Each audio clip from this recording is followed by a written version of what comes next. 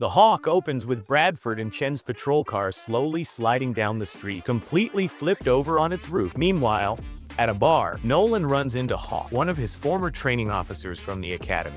They talk about how Hawke's talents are being underused on recruit training, and how Nolan is adjusting to life on the force. The evening wraps up with Hawke venting about his marriage issues. Nolan offers him a place to crash, but Hawke turns him down, not wanting anyone's sympathy. During roll call, Gray assigns a homicide witness case to Bishop and Nolan, while Bradford and Chen are given a burglary investigation with a search warrant. When they reach the suspect's place, Bradford warns Chen that this guy's a career criminal before kicking in the door.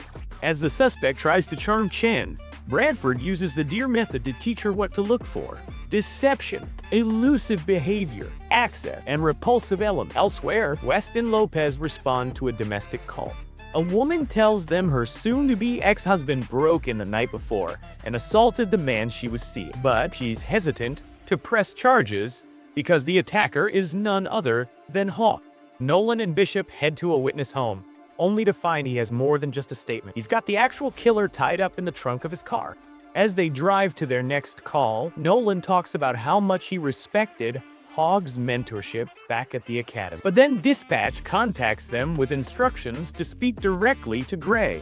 Since Nolan was the last one to see Hawke, Gray puts him on the case. When they get to the motel, Nolan and Bishop approach Hawke. Nolan tries to talk him down, but Hawke suddenly rams their patrol car and speeds off. It's revealed that Hawke doesn't exactly follow the rulebook. He's racked up plenty of civilian complaints, which is why he ended up stuck at the academy in the first place. The captain and Gray put all of patrol on the hunt, while detectives pull Nolan in for questioning to find out what he might know. Meanwhile, Bradford and Chen track the location of Hawke's phone to an RV yacht. The people inside insist he was never there. But after checking the outside, Bradford discovers a hidden panel where Hawke stashed the phone, showing just how far he's willing to go to stay ahead of him. Back at the precinct, detectives pull Nolan aside to ask about his connection to Hawke and what really happened at the bar. Bishop is also brought in for questioning, while Nolan speaks with Hawke's ex-wife, Megan, who expresses concern over how unstable he's become. With Bishop temporarily out, the captain makes it clear finding Hawke is now the top priority. While out on patrol, Nolan and Bishop start piecing together Hawke's actual plan and manage to track him down. He initially escapes using a smoke bomb, but they're quick to follow. The captain instructs them to disable Hawke's vehicle, but as they move in, they spot his son, Logan, in the car and are forced to hold back. Nolan tries once again to talk some sense into Hawke, but Logan sides with his father and says he's willing to face whatever consequences come with that. When Hawke suddenly changes course, Nolan realizes he's heading for the mall, likely hoping to use the crowds to his advantage. Inside the packed mall, they chase him through the chaos until he barricades himself inside a store. As Bishop goes to retrieve a key, Nolan confronts Hawke, calling out his behavior and making Logan confront the truth. He pleads with Hawke to be a father first and make the right call. Eventually, Hawke decides to handcuff his son and take off on his own. Meanwhile, West and Lopez head to the hospital to speak with a gunshot victim, only to walk in on a heated argument between him and his father about the shooting and the violence in their neighborhood.